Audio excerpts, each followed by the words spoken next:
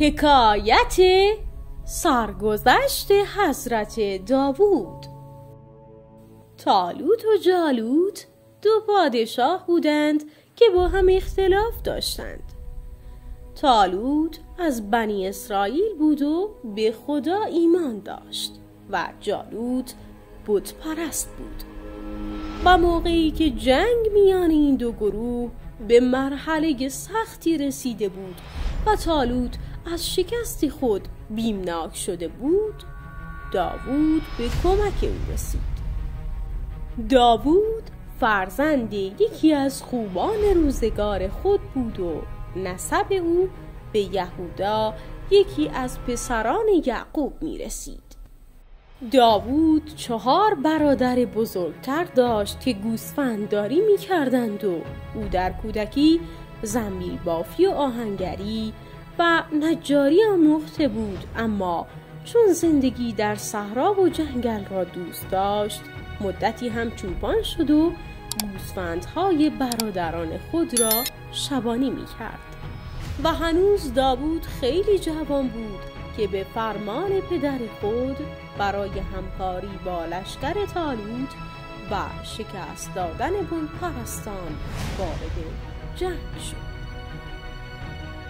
جنگ میان طالوت و جالوت به جایی باریک کشیده شده بود. بنی اسرائیل عده‌ای از جنگاوران جالوت را نابود کرده بودند و جالوت خودش به میدان آمده بود و چند روز جنگیده بود و عده‌ای را کشته بود و چون خیلی زورمند بود کسی جرأت نمی کرد در میدان رزم با او روبرو شود و معروف بود که هیچ کس از زخم نیزه جالوت جان به در نمی برد. به طوری که می دانیم جنگ‌های قدیم بیشتر قهرمانی بود و بیشتر جوانمردانه بود و مخصوص جنگاوران بود و در میدان جنگ در صحرا پهلوانان دو طرف با هم می جنگیدند. اسباب جنگ هم شمشیر و نیزه و سپر و چوب و تیر و کمان بود و وقتی یک طرف جنگاوران خود را از دست میداد تسلیم می شد و دیگر مردم بیخبر در خانه ها کشته نمی شدند و شهرها خراب نمی شد. وقتی داوود داوطلب شد که به میدان جنگ برود مایه امید و خوشحالی شد. طالوت دستور داد بهترین اسبها، شمشیرها و نیزه‌ها و سپرها را در اختیار داوود بگذارند. اما داوود همه را رد کرد و گفت برای من همین پیراهن چوپانی و قلاب سنگ شبانی بس است. جالوت به زور بازویش و نیزه‌اش و شمشیرش و سپرش می نازد، اما ایمان من از همه آنها قوی تر است. او می خواهد زور بگوید و من می خواهم زورگویی را براندازم. او با همه آنچه دارد از مرگ می ترسد و من نمی ترسم. او نیزه‌اش را به نام بت حرکت می دهد و من قلاب سنگم را به نام خدا می اندازم. او دلش به یاد گنجهایش و ریاستش و مردم آزاریش خوش است و من دلم به این خوش است که مردم را از دست ظلم او نجات می دهم. میان من و او تفاوت از زمین تا آسمان است. تازه اگر جالوت مرا بزند جوان چوپان یکتا پیراهن بیدفاعی را زده و برای او افتخاری ندارد و جنگاوران ما هم مایوس نمی شوند، ولی اگر من او را بزنم جالوت را زدم و لشکرش را و کشورش را و آبرویش را و ظلمش را و زورش را زدم و شبانی شهریاری را زده و در دلهای مردم که ستم دیده اند نور امید باشیده است. طالوت سخن داوود را پسندید و داوود عازم میدان شد. جالوت فریاد زد کیست که امروز به جنگ من می آید؟ داوود گفت کسی است که از تو نمیترسد و از مرگ نمیترسد. جالوت گفت خیلی جوان به نظر میایی، از مردی و زور هر چه داری بیاور. داوود گفت بگیر و سنگی از قلاب سنگش رها کرد که بر پیشانی جالوت نشست. جالوت خشمگین شد و نیزه خود را به طرف داوود پرتاب کرد. داوود نیزه را در هوا گرفت و به طرف جالوت انداخت و یک باره او را از پا درآورد. از میان دو لشکر غلغله برخاست و جالوتیان پا به فرار گذاشتند و فتح نصیب تالوت و بنی اسرائیل شد. تالوت از پیروزی داوود خوشحال شد. داوود را گرامی داشت و یگانه دختر خود را به همسری او داد و او را در کشورداری شریک خود ساخت. داوود در تمام کارهایی که پیش می آمد لیاقت و هوش و ابتکار خود را نشان میداد و چون از همه مردمان زمان خود داناتر بود و ایمان به خدا او را زورمند می ساخت، روز به روز در نظر مردم عزیزتر می شد. و طالوت نتوانست عزت و احترام داوود را تحمل کند. با اینکه داوود داماد او بود، بر او حسد ورزید و با او مخالف شد و به او حالی کرد که باید از دستگاه پادشاهی کناره‌گیری بکند. داوود گفت من از تو هیچ توقعی نداشتم. جنگ با جالوت وظیفه من بود و برای خدا و بندگان خدا بود. دنیای خدا هم خیلی بزرگ است. هر کسی در هر جا که باشد میتواند برای خدا کار کند. در نظر خدا هم پادشاهی و درویشی یکسان است و اجر من با خداست. داوود طالوت و کشورش را گذاشت و از یمن به فلسطین رفت و با مقام پیغمبری به هدایت مردم پرداخت. داوود علاوه بر همه صفات خوب خود دارای آواز خوبی بود و وقتی کتاب زبور بر او نازل شد و او آن را به صدای بلند می‌خواند، صوت او آنچنان خوب بود که مرغان هوا از پرواز و رهگذران از رفتار باز می‌ماندند و هر کس صدای داوود را در خواندن مزامیر می‌شنید به آن دل می‌بست و در آن اثری می‌یافت که به سخنان داوود ایمان می‌آورد. و مدتی گذشت و قوم طالوت هم هیچ وقت داوود را فراموش نکردند. وقتی طالوت از دنیا رفت، مردم دیدند هیچ کس برای پادشاهی و رهبری از داوود لایق‌تر نیست.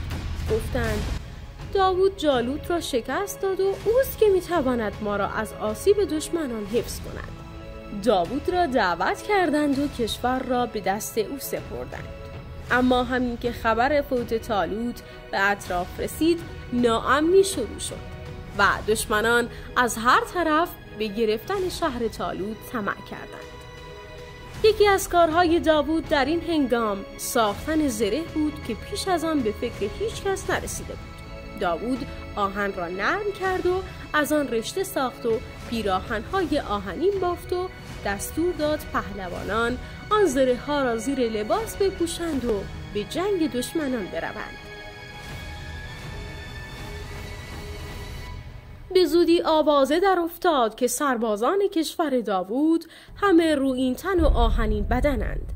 تیرکمان بر آنها کار نمی کند و نیش نیزه در تن آنها فرود نمی رود. دشمنان ترسیدند و هر دسته از طرفی فرار کردند و مدتها گذشت تا دیگران ساختن زره را یاد گرفتند. کشور داوود از شر دشمنان خارجی آسوده شد، اما داوود پادشاهی بود که به عدالت حکم می‌کرد و نمی‌گذاشت زیر دستان از زبردستان ستم بکشند. ناچار زورگویان عدالت را نمی‌خواستند و بعضی که نفع خود را در زیان مردم می‌دیدند، رفتار داوود را نمی‌پسندیدند و در صدد اذیت و آزار داوود برآمدند و به داوود تهمت‌ها زدند. بدخواهی این گروه باعث شد که داوود در اجرای عدالت سختگیری کند و هر حکمی را با دلیل آن همراه کند تا هر کسی بتواند به عقل خود فرمانها را بسنجد و راستی و درستی احکام را بفهمد. در هر کاری هر قاضی و داوری که رأی می‌دهد باید مردم بدانند که کیست که رأی داده و حکم کرده و اگر چوب این درخت از آن یکی بهتر است باید بگویی به چه دلیل. به این طریق است که خوبی و بدی شناخته می شود. خود داوود یک روز روزه می گرفت و به عبادت مشغول می شد و یک روز به پادشاهی و حکومت می پرداخت. در روز عبادت دستور می داد درهای محراب را ببندند و کسی را نزد او راه ندهند. ولی در یکی از روزها که داوود مشغول عبادت بود 2 مرد آمدند و به حرف هیچ کس گوش ندادند و به زور درها را باز کردند و ناگهان جلوی داوود ظاهر شدند. داوود ترسید و گفت از من چه می‌خواهید؟ مگر نمی‌دانید که امروز روز عبادت است و روز فرمان نیست؟ گفتند چرا می‌دانیم، ولی عدالت تعطیل بردار نیست و ما با هم اختلاف داریم و آمده ایم که تو میان ما حکم کنی. داوود گفت بسیار خوب، بفرمایید.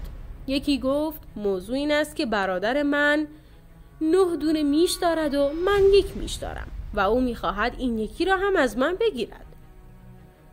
داوود که میخواست زودتر کار را تمام کند گفت برادرت بر تو ظلم میکند که میخواهد 1 میش تو را هم بگیرد. بعضی از مردم که به خدا و کار خوب ایمان ندارند اینطور ستم میکنند و آدم خوب کم است. آنها ساکت شدند و زود رفتند. ولی داوود دانست که خیلی زود حکم کرده و بایستی از طرف دیگر هم پرسیده باشد که چرا میخواهد 1 میش را بگیرد و فکر کرد که این رسم قضاوت نیست. شاید طرف دیگر هم حق داشته باشد و شاید خدا میخواسته است او را در اجرای عدالت امتحان کند. این بود که داوود از خدا آمرزش طلبید و با خود عهد کرد بعد از آن در قضاوت عجله نکند. به درستی بازپرسی کند و حکم خود را به دلیل و برهان ظاهر کند. یک روز دیگر 2 مرد آمدند و یکی گفت من باغی داشتم سبز و خرم و گوسفندان این شخص وارد باغ من شدند و سبزه ها را خورده و پامال کردند. اکنون تو به عدالت درباره ما حکم کن. داوود از صاحب گوسفندان پرسید چرا به این مرد ضرر زدی؟ گفت من تقصیری نداشتم. گوسفندان بی خبر به باغ او رفتند و من اگر خبر می شدم البته نمی گذاشتم بروند. اما او که باغ را دارد باید درش را ببندد. اولی گفت کسی که گوسفند دارد باید آنها را نگاهداری کند. چطور تو گوسفندانت را از گرگ محافظت می کنی؟ آن وقت از خوردن سبزه باغ مردم نمی توانی حفظ کنی؟ داوود پرسید حالا چه می خواهید؟ صاحب باغ گفت من خسارت سبزه هایم را می خواهم. صاحب گوسفندان گفت سبزه ها را من درو نکردم. گوسفند خورده و با رضایت من هم نبوده. بر گوسفند هم حکمی نیست. داوود گفت شکی نیست که نگاهداری گوسفند از ضرر زدن به مردم بر عهده صاحب گوسفنده. اما اگر کارشناس بیاید و ضرر را معلوم کند هر دو قبول دارید؟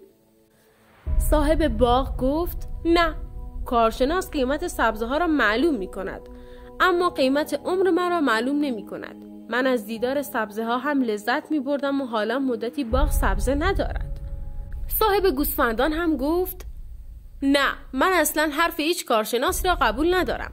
بیابان پر از علف است و من تا از عدالت مطمئن نباشم زیر بار زور نمی روم. داوود گفت پس باید بیشتر مشورت کرد، شاید راه روشنی پیدا شود. داوود فرزندان خود را حاضر کرد و ماجرا را شرح داد و حکم روشنی از ایشان خواست و کسی نتوانست راهی پیدا کند جز سلیمان پسر داوود که در این وقت 11 ساله بود و از همه کوچکتر بود. سلیمان گفت صاحب باغ کوتاهی کرده که در باغ را نبسته. صاحب گوسفندان هم کوتاهی کرده که گوسفندان را مواظبت نکرده. اما قصد ضرر زدن و اذیت نداشته. با وجود این خسارتی وارد شده که ممکن است معلوم کردن اندازه آن دشوار باشد. حساب عمر صاحب باغ هم بی‌معنی نیست. به نظر من حکمشان است که گوسفندها را به صاحب باغ بسپارند تا او خوراکشان را بدهد و از شیرشان استفاده کند و آبیاری باغ را به صاحب گوسفندان بسپارند تا سبزه ها دوباره مانند روز اول بشود آن وقت باغ به صاحبش و گوسفندان به صاحبش برمیگردد و خسارت جبران شده و هیچ کس ضرری نکرد. صاحب باغ گفت قبول دارم. در این مدت اگر سبزه هایم را نمی بینم از شیر گوسفندان بیشتر سود می برم. صاحب گوسفندان گفت من هم قبول دارم که اگر هم صرفه ندارد حکمی عادلانه است، تا برای من هم درسی باشد که همانطور که من گوسفندانم را می خواهم صاحب باغ سبزه هش را هم می خواهد. وقتی طرفین راضی شدند داوود خوشحال شد و از آن روز سلیمان برای جانشینی داوود نامزد شد. داوود 100 سال عمر کرد و 40 سال پادشاهی و همیشه با نصیحت‌های خود مردم را به راه راست، خداشناسی و عدالت رهبری می‌کرد و بعد از او پادشاهی به سلیمان رسید.